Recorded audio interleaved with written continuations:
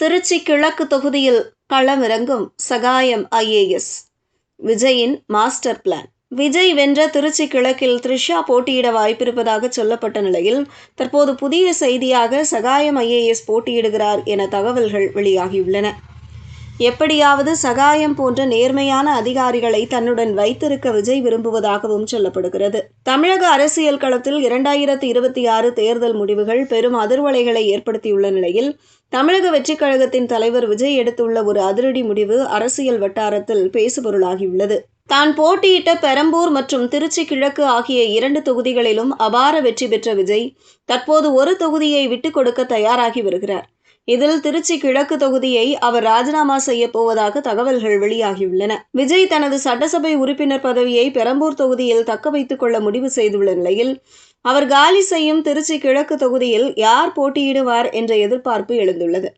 இந்த இடத்தில்தான் ஒரு மாபெரும் திருப்பமாக நேர்மைக்கு பெயர் போன முன்னாள் IAS அதிகாரி சகாயத்தை அந்த தொகுதியில் களமிறக்க விஜய் திட்டமிட்டுள்ளார். இது விஜயின் அரசியல் பயணத்தில் ஒரு மிக முக்கியமான நகர்வாக பார்க்கப்படுகிறது.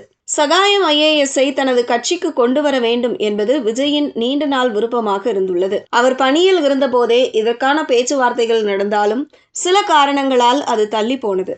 தற்போது கிடைத்துள்ள மாபெரும் வெற்றியை தொடர்ந்து சகாயத்தை நேரில் சந்தித்து அல்லது தொலைபேசி வாயிலாக அழைத்து திருச்சி கிழக்கு இடைத்தேர்தலில் போட்டியிட விஜய் கோரிக்கை வைக்க உள்ளதாக நம்பத்தகுந்த வட்டாரங்கள் தெரிவிக்கின்றன.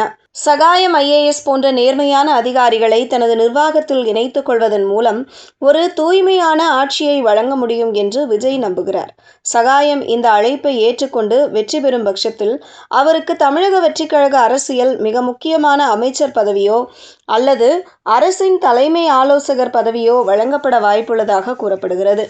இது விஜயின் நிர்வாக திறமைக்கு சான்றாக அமையும்.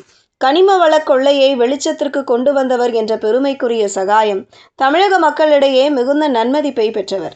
அத்தகைய ஒரு ஆளுமையை அரசியலுக்கு கொண்டு வருவதன் மூலம் தனது கட்சியின் மீதான நம்பகத்தன்மையை அதிகரிக்க விஜய் திட்டமிடுகிறார்.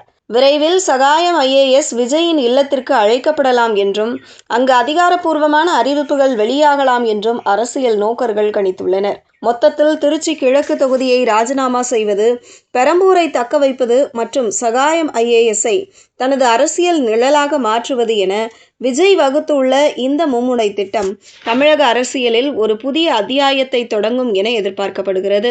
நேர்மையான அதிகாரிகளும் மக்கள் செல்வாக்கு மிக்க தலைவர்களும் இணையும் இந்த கூட்டணி எந்த மாதிரியான மாற்றங்களை உருவாக்கும் என்பதை பொறுத்திருந்துதான் பார்க்க வேண்டும்.